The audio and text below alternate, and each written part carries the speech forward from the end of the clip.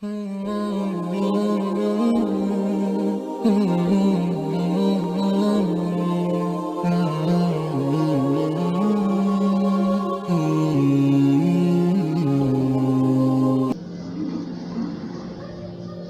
قرآن ذکر کرتا ہے کہ دنیا کی جو زندگی ہے وہ مادیت کا غلبہ، اس سے آدمی بڑی جلدی متاثر ہو جاتا ہے۔ قرآن ذکر کرتا ہے اس کو لا یغرنک تقلب الذین کفروا فی البلاد، ہرگز آپ کو دھوکے میں نہ ڈالے شہروں میں کافروں کا چلنا پھرنا گھومنا، یعنی دولت ہے تجارت کے لیے کبھی کسی دوسرے شہر میں جاتے ہیں، کبھی دوسرے ملک میں آتے ہیں، پھر اس سے اس ملک میں، پھر اس طرح سے ان کا گھومنا پھرنا تجارت کی غرض سے، تو یہ آپ کو دھوکے میں نہ ڈال دے۔ ان کے پاس جتنی بھی دولت ہے متاع قلیل، یہ تھوڑا سا دنیا کا سامان ہے۔ ثم مأواہم جہنم، پھر ان کا ٹھکانہ جہنم ہے۔ وبئس المہاد، اور برا ہے ٹھکانہ، بری ہے لوٹ کر جانے کی جگہ۔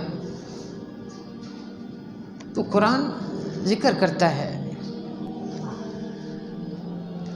کہ دنیا کی جو رغبت ہے، دنیا کی زیبائش، زیب و زینت جو ہے یہ چند روزہ ہے، یہ ظاہری چمک دمک ہے، آدمی اس سے اکتا جاتا ہے، کچھ عرصے کے بعد اکتا جاتا ہے، اس سے قلبی سکون میسر نہیں آتا۔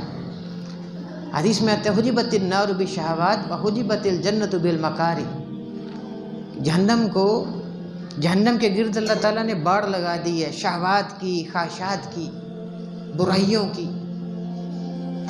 اسی طرح سے وحجبت الجنت بالمکارہ، اور جنت کے گرد باڑ لگا دی ہے عزیمت کے امور کی، وہ کام جن کو ہم پسند نہیں کرتے، یعنی جن میں ریاضت مطلوب ہے، مجاہدہ مطلوب ہے۔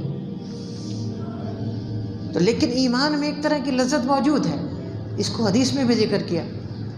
حدیث میں آتا ہے ذاک طعم الایمان من رضی باللہ ربا وبالاسلام دینا وبمحمد رسولا صلی اللہ علیہ وآلہ وسلم، یعنی ایمان کا مزہ چکھ لیا اس شخص نے جو اللہ تعالیٰ سے راضی ہو گیا رب ہونے کی حیثیت سے، جس نے اللہ تعالیٰ کو پروردگار مان لیا، اللہ تعالیٰ کو رب مان لیا، اس نے ایمان کا مزہ چکھ لیا۔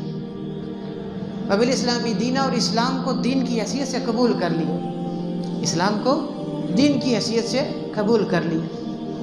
وب محمد رسولہ، اور محمد صلی اللہ علیہ وآلہ وسلم کو آخری رسول مان لیا کہ نبی علیہ الصلوۃ والسلام آخری رسول ہیں، آپ کے بعد کوئی رسول نہیں آئے گا۔ اور آپ کو رسول ماننے کا مطلب یہ ہے کہ آپ کی اتباع کرنی ہے، رسالت کا مطلب، رسالت کے اقرار کا مطلب یہ ہے کہ آپ کی اتباع کرنی ہے، اپنی زندگی جو گزارنی ہے وہ نبی علیہ الصلوۃ والسلام کے طریقے کے مطابق گزارنی ہے۔